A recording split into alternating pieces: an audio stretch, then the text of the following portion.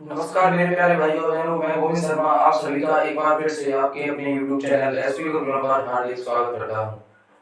जैसा कि हमने कहा था, आपको शॉर्ट्स में मैंने आपको डाला था कि हमारे 200 सब्सक्राइबर के उपलक्ष्य में एक गुड न्यूज लेकर आए थे कि क्लास 11 का हम रीस्टार्ट आपका जो बैच था वो करने जा रहे हैं और उसी के उपलक्ष्य में हमारा चैप्टर 1 तो क्लियर हो चुका है और चैप्टर 2 की अब बारी है। इसको भी हम 2-3 दिन में कवर कर लेंगे। तो चैप्टर का नाम है रिलेशन एंड फंक्शन, यानी संबंध और फलन।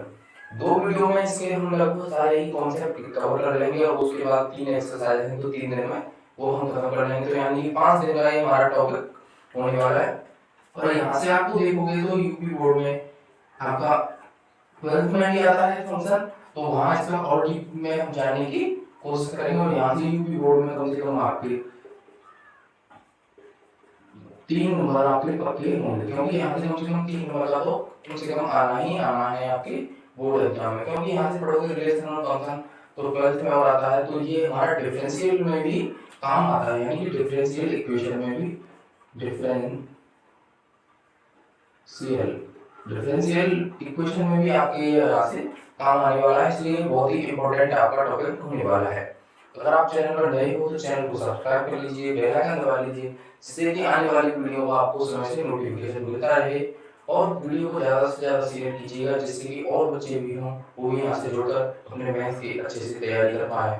क्योंकि यूपी बोर्ड 2025 में आपको 100 में से 100 मार्क्स लाने हैं, तो हमारे चैनल पर आपको आना ही पड़ेगा। तो चलिए अब स्टार्ट करते हैं अपने टॉपिक को, रिलेशन एंड फंक्शन। सबसे पहले देखेंगे इसमें हम कार्तीय गुणनफल, उसके बाद हम स्टार्ट करेंगे यहाँ से संबंध। फिर आज हम कार्तीय गुणनफल और संबंध के बारे में देख लेंगे, इतना कवर हम आज कर लेंगे और उसके बाद नेक्स्ट वीडियो में हम फलन की जितनी भी आपकी जानकारी होगी, क्योंकि इसमें सबसे ज़्यादा मोस्ट इम्पोर्टेंट है फलन, उसको हम नेक्स्ट क्लास में आपको देखेंगे बताएंगे। तो सबसे पहले देखते हैं कार्तीय गुणन। कार्तीय गुणन इंग्लिश में कहें तो इसको कहते हैं हम कार्टेशियन प्रोडक्ट। यानी कार्टेशियन प्रोडक्ट होता क्या है, यानी कि दो ऐसे अरिक्त समुच्चय जिनका हम आपस में यदि मल्टीप्लाई करते हैं तो उसी को क्या कहते हैं, कार्तीय गुणन कहते हैं। तो वो किस प्रकार से मल्टीप्लाई होता है उसी को हम आज आपको बताने वाले हैं। कार्तीय गुणन करेंगे तो कैसे करेंगे। कार्तीय गुणन में ये बताया कि आपको में क्या होता है, दो ऐसे अरिक्त समुच्चय, यानी एक सेट दे रखा है जिसमें आपको दे रखा है 1 2 और 3, और हमको कोई दूसरा सेट भी दे रखा है बी, जिसमें आपको अवयव दे रखे हैं 4 5 6, तो 4 5 और 6, ये आपको बी सेट दे रखा है जिसमें आपको अवयव दे रखे हैं। तो यदि इनका प्रोडक्ट निकालना है तो उसी को क्या कहते हैं हम, कार्तीय गुणन। यानी a इंटू बी निकालेंगे तो उसी को क्या कहेंगे हम, कार्तीय गुणनफल कहेंगे। तो a इंटू बी कैसे निकालोगे आप, सबसे पहले क्या करेंगे, जो हमको सेट दे रखा है यानी कौन सा दे रखा है, वो a से b को मल्टीप्लाई करना है। तो ऐसा नहीं होता है यहाँ पर मल्टीप्लाई में कि यदि हम b से पहले कर देंगे तो आपका वो गलत हो जाएगा। जो पहले सेट लिखा हुआ है उसी का दूसरे साथ मल्टीप्लाई करना है। तो यहाँ क्या लिखेंगे, जो सेट a दे रखा है उसके पहले अवयव से हम b के सारे अवयवों में मल्टीप्लाई करेंगे। जैसे a के साथ हम करेंगे 4 का 1,4 और इसको एक कोष्टक में बंद कर देंगे, यानी a का गुणन किससे हो गया हमारा, 4 से हो गया। इसको मैं आपको रिलेशन में पढ़ा होगा कि क्या होता है, यानी a का संबंध है यहाँ पर हमारा 4 से। इसी को क्या कहते हैं, युग्म, क्रमित युग्म। क्या कहते हैं, क्रमित युग्म। इसको हम कहते हैं क्रमित युग्म।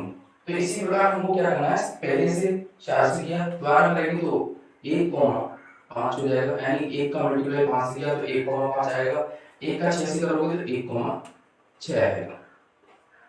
अब हम क्या करेंगे, 1 से तो हमारे जितने भी प्रोडक्ट थे वो सारे ही हो गए। अब हमको क्या करना है, 2 से मल्टीप्लाई करेंगे, है 2 से मल्टीप्लाई करोगे तो 2,4 आएगा, 2,5 आएगा और 2,6 आएगा आपका प्रोडक्ट करने पर। यानी सभी से एक बार आपको मल्टीप्लाई करना है तो उसी को क्या कहते हैं, कार्तीय गुणन। यानी अब 3 से करोगे तो 3,4 3,5 और 3,6, तो यही क्या होगा आपका कार्तीय गुणनफल होगा। इसी को कहते हैं कार्तीय गुणन, यानी कार्टेशियन प्रोडक्ट। अब यदि हमको b इंटू ए करना हो, b इंटू ए करना हो, अब क्या करेंगे, b से हमको a में मल्टीप्लाई करना है तो वहां क्या बनेगा, जो हमारा सेट बनता है वो बनेगा 4 से 1 करोगे, यानी उल्टा हो जाता है। अब आप ये नहीं कह सकते 1,4 लिखा हुआ है और 4,1 लिखा हुआ है, दोनों एक जैसे हो जाएंगे। ये दोनों आपस में समान नहीं हो सकते, क्योंकि ये अलग अलग लिखा हुआ है। पहले स्थान पर 1 है, यहाँ पर 4 है। यानी यहाँ का मतलब होता है कि 1 का संबंध 4 से है, और लेकिन यहाँ पर क्या क्या लिखा हुआ है कि 4 का संबंध हमारा 1 से है, इसलिए ये दोनों आपस में समान नहीं हो सकते। तो दोबारा आएगा, फिर 4 का 2 से करोगे तो 4,2 रहेगा, 4,3। ऐसे ही 5 से करोगे तो 5,1, 5,2, 5,3, और 6 से करोगे तो 6,1, 6,2 और 6,3। तो हमने यानी बारी बारी सभी से एक बार प्रोडक्ट किया तो इस प्रकार हमारा आता है। तो यही हो गया हमारा a इंटू बी और b इंटू ए। क्या दोनों आपको समान दिख रहे हैं? तो एक कंडीशन होती है, यहाँ से अपनी करा दी है। कंडीशन क्या होती है?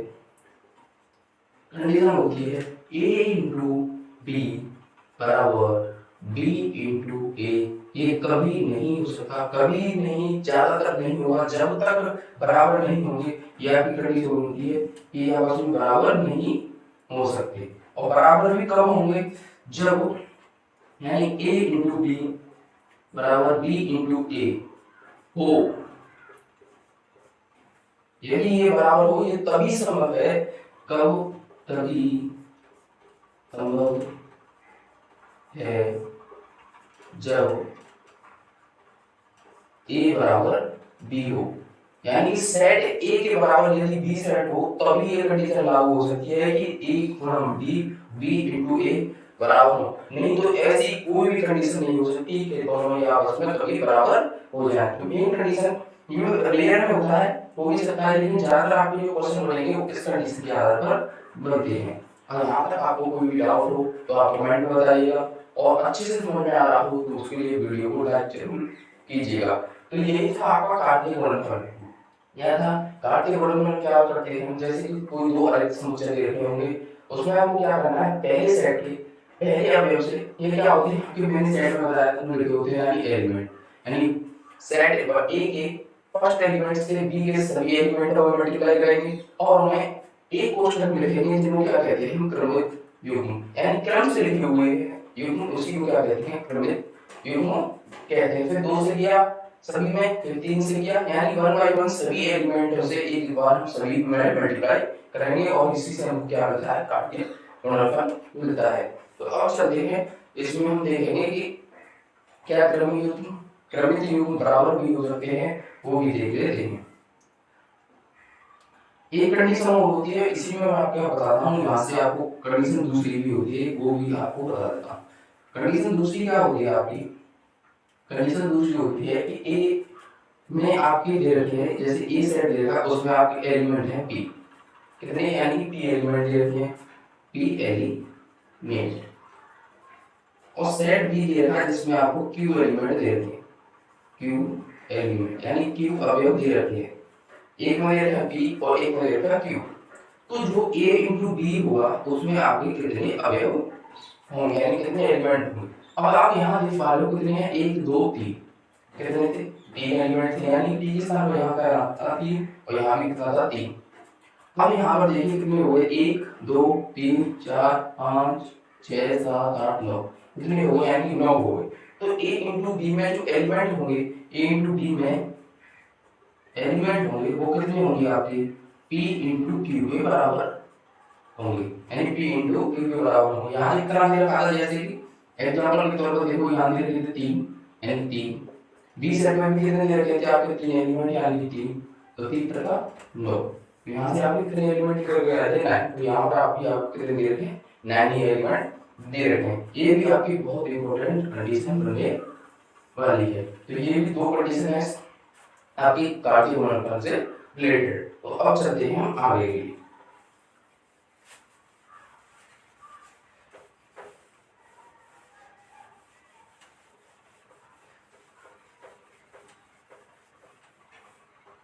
जैसे कि किसी ने हमसे कह दिया कि यदि 2 क्रमिक युग्म बराबर कब हो सकते हैं, जब उनके एलिमेंट आपस में बराबर हो। जैसे कि कोई कंडीशन दे रखी है, क्वेश्चन आपके में आएगा, जैसे कि x + 1 y - फिर 2 ये एक युग्म दे रखा है, तो वो दे रखा है हमको 3,2 के बराबर। यानी कि तो यहाँ जब एक बताना है तो हमको x और y के मान पूछिएगा, यानी x कितना होगा और y का मान कितना होगा। तो यहाँ से एक इस प्रकार का क्वेश्चन आपके पेपर में बन जाता है। अगर आपके सिलेबस में दे रखा है तो ऐसी कोई भी चीज नहीं है जो वो आपको छोड़नी होगी, यानी बिल्कुल ठीक से आपको आराम से चैप्टर को कवर करवाएंगे। तो यानी x + 1 y - 2। तो हम यहाँ पर जब x और y के मान निकालने हो तो वो क्या करते हैं कि यानी कि पहला जो युग्म दे रखा है प्रमित युग्म में उसका पहला अवयव दूसरे वाले सेट के पहले अवयव के बराबर होगा। यानी कि x + 1 बराबर कितना होगा आपका 3। तो x बराबर क्या हो जाएगा, एक को उधर ले जाओगे तो 3 - 1, यानी कि x बराबर कितना होगा आपका 2 निकल करके आएगा। तो x का मान तो कितना आ गया आपका 2। तो यहाँ से y का मान निकालोगे तो y - 2, यानी कि दूसरे के बराबर होगा आपका दूसरा वाले के अवयव के बराबर। तो y - 2 बराबर आपका 2 आएगा। तो y = 2 + के 2, यानी कि y = आपका कितना आएगा 4 आंसर निकल कर आएगा। यानी x और y दोनों के ही मान आ गए। यही से होता है दोनों क्रम युग्म यदि बराबर होंगे तो क्या होगा, x का मान 2 रखोगे यहाँ पर तो 2 और 1 3 हो जाएगा, यहाँ 4 रखोगे तो 4 में से 2 गया तो 2, यानी 3,2 किसके बराबर है, 3,2 के बराबर है। इस प्रकार से आप अपनी कंडीशन को चेक कर सकते हो। तो आपको मैं उम्मीद करता हूँ कि ये भी अच्छे से समझ में आ गया होगा। तो आप कमेंट में उत्तर देना कि y + 1, z - 3, ये आपको एक क्रमिक युग्म दे रखा है जो आपको दे रखा है 7, 6 के बराबर। तो यहाँ से आपको y और z मान निकालना है। इसका आंसर आप कमेंट में बताइएगा, क्योंकि इसी तरह से आपको ये करना है। क्योंकि जब तक आप प्रैक्टिस नहीं करोगे तो अच्छे से आपको समझ में नहीं आएगा, क्योंकि मैं कितनी भी अच्छे से आपको पढ़ा लूँ, प्रैक्टिस आपको जरूर करनी ही करनी है। कम से कम 8 घंटा तो प्रैक्टिस करनी है। हमारी 8 घंटे की क्लास आया करेगी, उसको देखिए और प्रैक्टिस आप जरूर कीजिए। कोई भी डाउट हो तो कमेंट में जरूर बताइएगा। तो अब स्टार्ट करते हैं चैप्टर का पहला टॉपिक, यानी कि संबंध, यानी कि रिलेशन। रिलेशन होता क्या है, रिलेशन हिंदी में कहेंगे उसको संबंध। तो संबंध होता क्या है, यानी कि किसी एक वस्तु व्यक्ति का किसी दूसरे वस्तु व्यक्ति से संबंध होता है, यानी कोई संबंध, उसी को क्या कहते हैं हम रिलेशन कहते हैं। जैसे कि हम किसी बच्चे का अपनी माता के साथ संबंध हो गया कि उसकी भी माँ है, तो उसी को क्या कह देते हैं हम संबंध कह देते हैं। यानी किसी का बहन हो गई तो उनमें आपस में एक भाई एक बहन है, तो उनमें संबंध हो गया कि भाई बहन है, पति पत्नी है, तो कुछ भी संबंध हो सकता है, उसी को क्या कहते हैं हम रिलेशन कहते हैं। तो रिलेशन में एक कंडीशन होती है, जैसे कि आपको एक सेट दे रखा होगा, एक चित्र के माध्यम से समझाता हूँ जिससे कि आपको और अच्छे से समझ में आ जाए। फिर मैं बिना चित्र के भी आपको समझा दूंगा, उसके बाद कोई भी आपको डाउट नहीं बचेगा। जैसे कि आपको सेट दे रखा होगा एक, दूसरा सेट दे रखा होगा आपको बी, ये सेट दे रखा होगा आपको बी। तो रिलेशन में कंडीशन क्या होती है, जैसे कोई सेट दे रखा होगा उसमें आपको अवयव दे रखे होंगे 1 2 3, तो बी दे रखा होगा जैसे कि आपको 4 5 6, ये आपको सेट दे रखे थे तो ए और बी, और दोनों में हमको संबंध बताना। जैसे कि संबंध बताने के लिए एक सेट का दूसरे के साथ एक बार कम से कम संबंध तो होना ही होना चाहिए। अगर आप ऐसे कहोगे ये दोनों में कोई आपस में तीर नहीं है तो इसका मतलब है ये संबंध नहीं हो सकता। कम से कम एक तीर दूसरे वाले जैसे कि एम होना चाहिए, यानी एक का संबंध यदि 4 से हो गया तो इसका मतलब कह सकते हैं कि अब संबंध हो जाएगा। लेकिन अगर ये तीर नहीं जा रहा होता, कोई भी संबंध नहीं जाता, तो संबंध कैसे मान लेते, यदि खाली हो जाता, न इसका इसके संबंध, न इसका इसके, न इसका इसके, तो इसको हम संबंध कह सकते थे, नहीं कह सकते थे। इसलिए एक बार किसी के साथ संबंध होना जरूरी है, यानी एक का 4 से हो गया। ये जरूरी नहीं है कि प्रत्येक का संबंध होना चाहिए, एक बार एक भी एलिमेंट का हो जाए वही काफी होता है। लेकिन जब आप फंक्शन पढ़ोगे यानी फलन पढ़ोगे तो वहां क्या कंडीशन होती है, इधर से सभी का बारी बारी से एक बार तीर जरूर दूसरे एलिमेंट के साथ अटैच होना चाहिए, तभी उसको हम क्या कह सकते हैं, फलन यानी फंक्शन कह सकते हैं। और संबंध में क्या होता है, कंडीशन होती है कि एक व्यक्ति से कितने भी एरो निकल सकते हैं, कितने भी एलिमेंट के साथ एरो रख सकता है, यानी ए का संबंध 4 से भी हो सकता है, ए का संबंध 5 से भी हो सकता है, तो ए का संबंध आपका 6 से भी हो सकता है। ये कंडीशन इस प्रकार लागू हो जाती है। लेकिन फंक्शन में क्या होता है कि ए का इधर से एक भी बार एरो जाएगा, लेकिन इधर दो व्यक्तियों के साथ एरो हो सकता है, लेकिन यहाँ ऐसी कोई कंडीशन नहीं होती।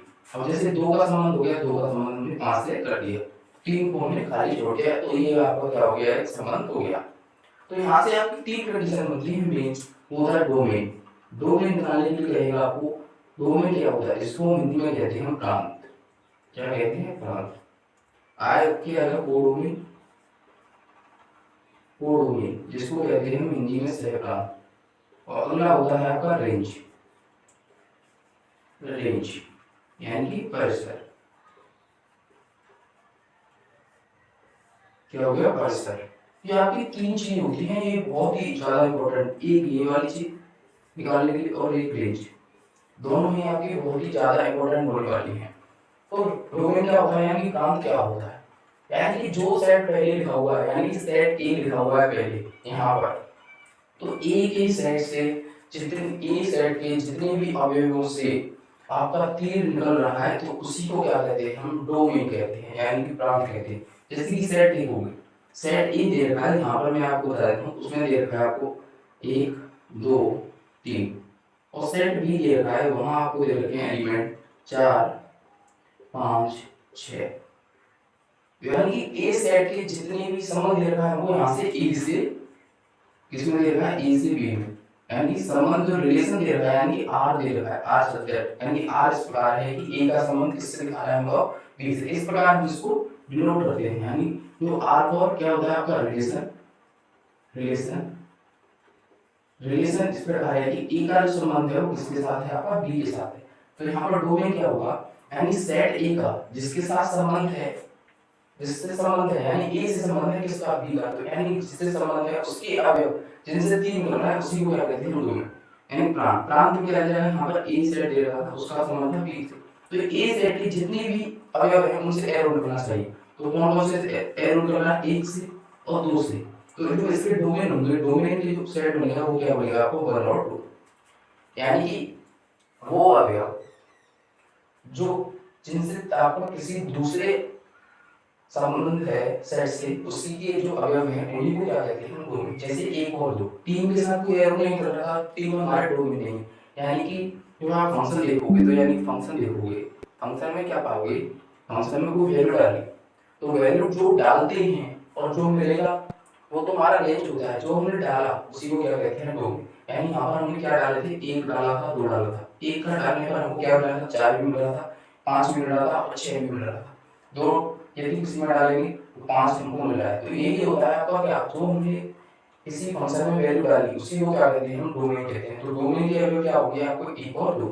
अब कोडोमेन देखोगे तो सहप्रांत क्या होता है, यानी जिससे संबंध है, यानी यहाँ पर किससे है, बी सेट से है, तो उसके सारे अवयव क्या होते हैं, आपके कोडोमेन होते हैं, कोडोमेन के एलिमेंट होते हैं। जैसे कि यहाँ पर आपके कोडोमेन के एलिमेंट होंगे 4 5 और 6, ये आपके कोडोमेन के एलिमेंट होंगे। और रेंज के एलिमेंट किसे कहते हैं, यानी रेंज के एलिमेंट कहते हैं वे सभी अवयव जिनसे आपके एरो लग रहे हैं उसी को कहते हैं रेंज के एलिमेंट। यानी किस किस को लगे हैं बी सेट में, 4 5 और 6, यानी सभी को सेट लगे हैं, यानी 4 5 और 6, ये क्या होगा आपके रेंज के एलिमेंट होंगे। ये जरूरी नहीं है क्योंकि रेंज और कोडोमेन यहाँ पे इक्वल टू है, क्योंकि यदि आपका 2 1 का संबंध 6 से नहीं होता तो कोडोमेन में तो 4 5 6 सभी अवयव आ जाते हैं, लेकिन जो रेंज होता है उसमें सिर्फ आपके 4 और 5 ही अवयव आते, क्योंकि 6 से तो यहाँ पर कोई तीर लग ही नहीं रहा था। किससे लग रहा था आपका, 4 और 5 से लग रहा था। तो इसकी जो रेंज है वो कितनी हो जाती है आपकी, 4 और 5 हो जाती है। यदि यहाँ तक आपको कोई डाउट हो तो आप हमको कमेंट में बताइएगा। अब चलते हैं, मैं आपको इसको डायरेक्ट काट के उदाहरण के रूप में भी आपको उसको समझाता हूँ, वहां से आप डायरेक्ट दोगे ना किस प्रकार देखो। जैसे कि देखोगे 1 2 3, यानी सेट देखा 1 1 2 3, बी दे रखा 4 5 6। यदि इसका हमको कहते यानी ए इंटू बी दे रखा है हमको, एक का संबंध यहाँ देखोगे तो यहाँ था एक का संबंध किससे दे रखा है, 4 से, एक का संबंध दे रखा है 5 से, इस प्रकार लिखते हैं, यानी ए का संबंध किससे है, हमारा 4 से, यानी ए का संबंध किससे है, 4 से। यहाँ मल्टीप्लाई नहीं करना, आप देखिए ए का बी के साथ संबंध, यानी ए का बी के साथ संबंध है, जो उसका जो रिलेशन बन रहा है वो क्या बन रहा है कि ए का जो संबंध है वो किससे दिखाया है यहाँ पर 4 से, ए का संबंध किससे दिखाया है 5 से। अब क्या दिखाया हुआ है यहाँ 2 का संबंध किससे आपका 5 से, यानी कि 2 का संबंध किससे आपका 5 से। यही आपका कार्तीय गुणनफल के रूप में, यानी क्रमित युग्म के रूप में जो भी संबंध है, इसको क्या कहेंगे, रोस्टर रूप है, वो इस प्रकार से बनेगा। और जो एलिमेंट इस प्रकार के रोस्टर रूप में जो भी लिखे हुए होते हैं क्रमित युग्म, उनके जो पहले अवयव होते हैं, यानी कि पहले अवयव वही क्या होते हैं, हमारे डोमेन होते हैं, यानी डोमेन क्या होता है, क्रमित युग्म का पहला अवयव ही हमारा क्या होता है, वो डोमेन होता है। जैसे यहाँ पर क्या दे रखा है, 1 का संबंध 4 से, 1 का संबंध 5 से, 1 की बार लेंगे तो क्या आ जाएगा आपका 1, अब क्या दे रखा है 5, किसके से संबंध है आपका 4 और 5 से, नहीं 1, और दूसरा क्या दे रखा है आपको, पहले अवयव में 2, यानी 1 और 2 तो क्या हो गई आपकी डोमेन हो गई। मेन पूछा जाता है रेंज, तो रेंज क्या निकालोगे, दूसरा अवयव भी आपका क्या होता है, रेंज कहलाएगा। यदि आपको डोमेन दे रखा है 4 5 6 तो ये डोमेन होगा, नहीं दे रखा है तो जो रेंज है वही आपका क्या होगा, डोमेन मान लेते हैं। तो यहाँ पर डोमेन क्या हो गया आपका 4 और 5 आपका डोमेन निकल कर के आएगा, यानी दूसरे में क्या देता है 4, यहाँ पर 5, यहाँ पर 5, तो 2 बार लिखते नहीं है तो यहाँ 4 और 5 लिखेंगे। तो इस तरह से आपके पेपर में ऐसे क्वेश्चन बन जाता है। तो अब एक यहाँ से नोट बना लीजिए, एक फॉर्मूला है निकालेगा, वैसे तो इसमें इतना ही था, आपको अच्छे से समझ में आ गया हो। कोई भी डाउट हो मैं दूसरी वीडियो डालूंगा, उससे पहले आप बता दीजिएगा, कोई भी न डालूं और भी चैप्टर हो वहाँ भी आप मैं आपको डाउट हो आपको वो कवर करवा दूंगा। तो जब भी ए का बी की संबंध लगाना हो तो कुल संबंध कितने बनेंगे, कुल संबंध कितने बन सकते हैं, वो यहाँ से आपकी कंडीशन निकल करके आती है। जो कुल संबंध बनते हैं वो क्या बनते हैं, 2 की पावर p इंटू क्यू, 2 की power p into Q. p क्या होता है, ए समुच्चय में अवयवों की संख्या, क्या होता है, ए समुच्चय में अवयवों की संख्या।